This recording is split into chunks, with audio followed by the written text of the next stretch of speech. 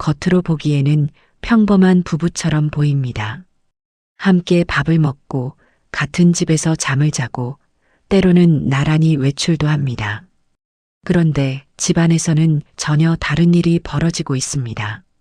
말 한마디에 마음이 무너지고 상대의 표정 하나에 하루가 흔들립니다. 내가 무슨 말을 해도 결국 내 잘못이 되고 아무리 노력해도 인정받지 못하는 느낌이 반복됩니다. 이런 관계에서 오래 살아온 분들은 어느 순간부터 이런 질문을 스스로에게 던지기 시작합니다. 왜 나는 이렇게까지 힘들까? 내가 뭔가 잘못하고 있는 걸까? 내가 더 잘하면 나아지지 않을까? 그 질문이 반복될수록 자신감은 낮아지고 판단력은 흐려지고 결국 자기 자신을 의심하게 됩니다. 이 관계가 유독 힘든 데에는 이유가 있습니다. 상대가 나르시시스트적 성향을 가지고 있을 때 관계의 구조 자체가 다르게 작동하기 때문입니다. 나르시시스트적 성향을 가진 사람들의 특징은 크게 네 가지로 설명할 수 있습니다. 첫째, 공감 능력이 매우 부족합니다. 상대가 얼마나 힘든지, 얼마나 상처받았는지를 실질적으로 느끼지 못합니다. 둘째, 책임을 회피합니다. 문제가 생기면 항상 다른 사람의 탓으로 돌립니다. 셋째, 감정을 조종하는 방식으로 관계를 유지합니다. 죄책감을 심어주거나 상대를 불안하게 만들거나 때로는 칭찬과 비난을 반복하면서 상대를 흔들어 놓습니다. 넷째, 철저하게 자기중심적입니다. 자신의 필요와 욕구가 언제나 최우선입니다. 오늘 이 영상에서 말씀드릴 내용은 이 관계에서 무엇을 해야 하는가가 아닙니다. 그보다 먼저 무엇을 하지 말아야 하는가를 아는 것이 훨씬 더 중요합니다. 잘못된 방향으로 아무리 열심히 노력해도 상황은 나아지지 않습니다. 오히려 더 지치고 더 깊이 빠져들게 됩니다. 지금부터 나르시시스트 관계에서 절대 해서는 안 되는 5가지를 하나씩 살펴보겠습니다. 첫 번째입니다. 절대 내가 더 잘하면 바뀔 거라 믿지 않습니다. 나르시시스트와의 관계에서 가장 많은 사람들이 빠지는 착각이 있습니다. 내가 더 참으면 나아지겠지. 내가 더 맞춰주면 달라지겠지. 내가 더 노력하면 언젠가 인정받겠지. 이 믿음은 매우 자연스러운 것처럼 느껴집니다. 사랑하는 관계에서 노력하는 것은 당연한 일처럼 보이기 때문입니다. 그런데 나르시시스트와의 관계에서는 이 논리가 작동하지 않습니다. 나르시시스트적 성향을 가진 사람들은 상대의 노력과 희생을 관계가 개선되고 있다는 신호로 받아들이지 않습니다. 대신 그것을 더 이용할 수 있는 기회로 인식하는 경향이 있습니다. 내가 더 맞춰줄수록 그 기준이 새로운 기본값이 됩니다. 내가 더 참아줄수록 참는 것이 당연한 것으로 여겨집니다. 내가 더 희생할수록 희생이 없을 때 오히려 문제가 됩니다. 이 구조 안에서 노력은 끝이 없습니다. 아무리 잘해도 항상 부족하고 아무리 맞춰줘도 항상 뭔가 문제가 생깁니다. 이것이 반복될수록 자기 자신이 소진됩니다. 에너지가 고갈되고 감정이 메말라갑니다. 나는 아무리 해도 안 되는 사람인가라는 생각이 자리를 잡기 시작하면서 자존감이 무너집니다. 그리고 결국 슬픔도 분노도 기쁨도 제대로 느끼지 못하는 상태가 됩니다. 이 관계가 나아지지 않는 것은 당신의 노력이 부족해서가 아닙니다. 나르시시스트적 성향은 상대의 노력으로 바뀌는 것이 아닙니다. 변화는 오직 그 사람 스스로가 자신의 문제를 인식하고 전문적인 도움을 받으려는 의지가 있을 때만 가능합니다. 그리고 그것은 당신이 통제할 수 있는 영역 밖의 일입니다. 당신의 노력으로 바뀌는 관계가 아니라는 사실을 인정하는 것, 그것이 첫 번째 시작입니다. 두 번째입니다. 절대 감정을 설명하며 설득하려 하지 않습니다. 나르시시스트와 함께 사는 많은 분들이 공통적으로 경험하는 것이 있습니다. 내가 얼마나 힘든지 알아줬으면 좋겠다는 바람입니다. 그래서 조심스럽게 말을 꺼냅니다. 당신이 이런 말을 할 때 나는 이런 감정을 느낀다고, 이런 상황이 나에게 얼마나 힘든지를 차근차근 설명합니다. 그 설명이 통하기를 바랍니다. 이해받기를 바랍니다.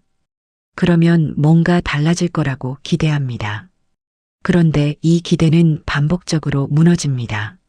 나르시시스트적 성향을 가진 사람들은 상대방의 감정을 자신의 것처럼 느끼는 능력이 부족하기 때문에 아무리 자세히 설명해도 그 감정이 실질적으로 전달되지 않습니다. 또한 상대가 감정을 표현할 때 그것을 나를 공격하는 것이거나 나를 탓하는 것으로 받아들이는 경향이 있습니다. 그 결과 감정을 설명할수록 상황은 오히려 더 나빠지는 경우가 많습니다. 표현한 감정이 나중에 약점으로 사용됩니다. 전에 내가 그렇게 예민하게 굴더니라는 식으로 돌아오기도 합니다. 그게 왜 힘들어? 그건 내가 잘못 이해한 거야 라는 방식으로 감정 자체가 부정되기도 합니다. 내가 그런 감정을 느끼는 건 내 문제야 라는 식으로 책임이 전가되기도 합니다. 감정을 설명하는 것보다 훨씬 효과적인 방법은 선긋기입니다. 이것은 감정을 숨기라는 뜻이 아닙니다. 내가 받아들일 수 있는 것과 그렇지 않은 것을 명확히 하고 그 경계를 지키는 것입니다.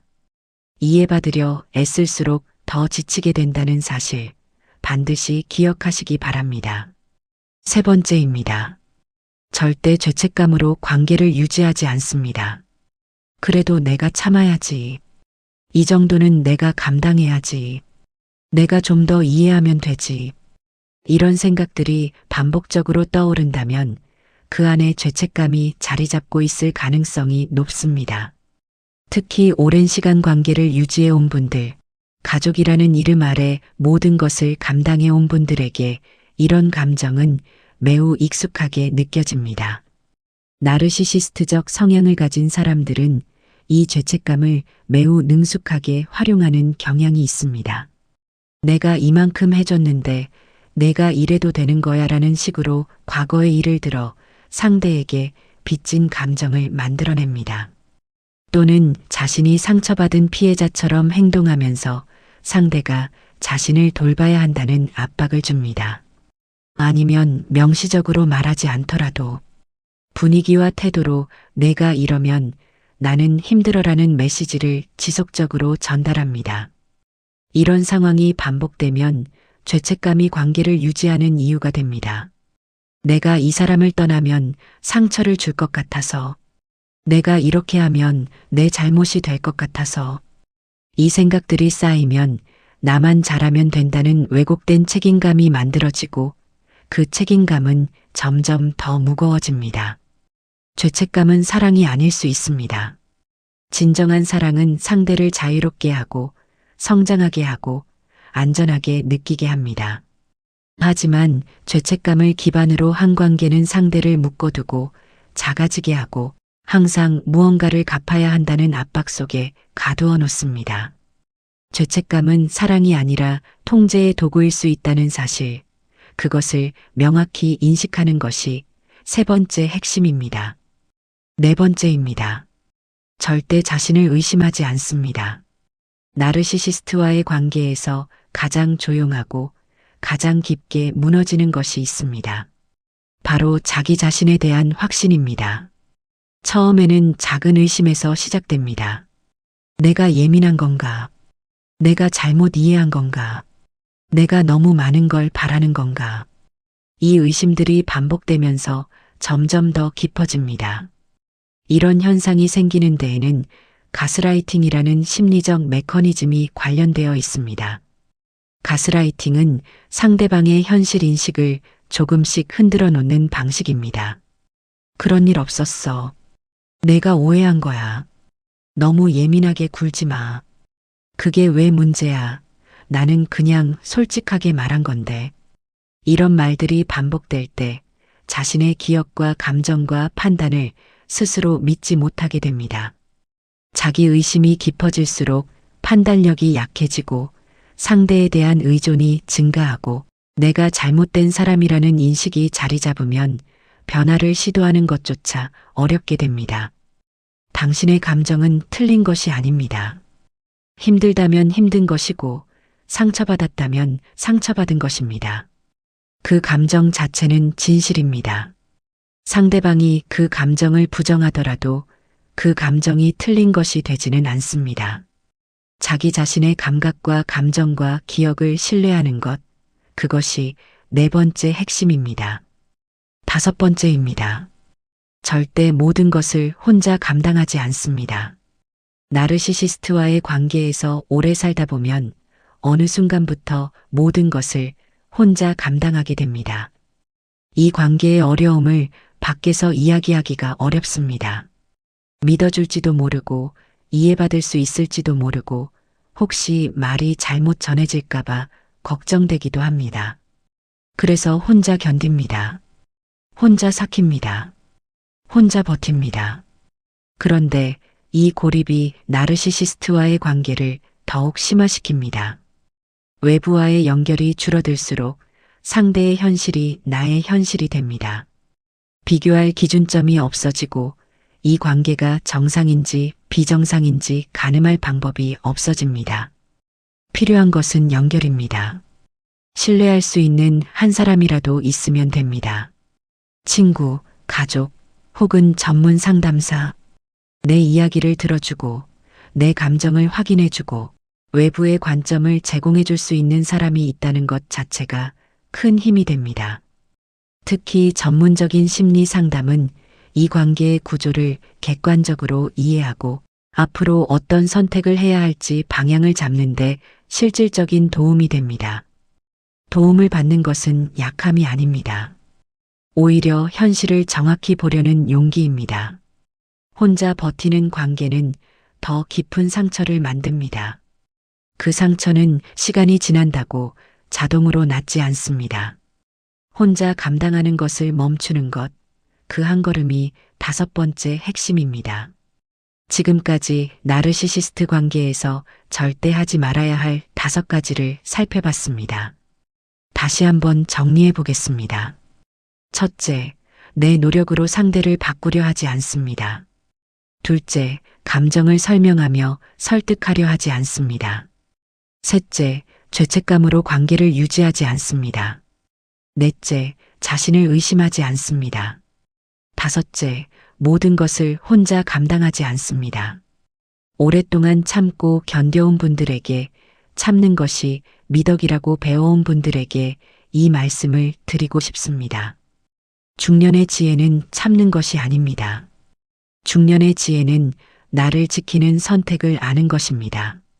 무엇을 받아들이고 무엇을 거절할 것인지, 어디에 에너지를 쏟고 어디에서는 멈출 것인지, 그 선택을 하는 것이 지혜입니다.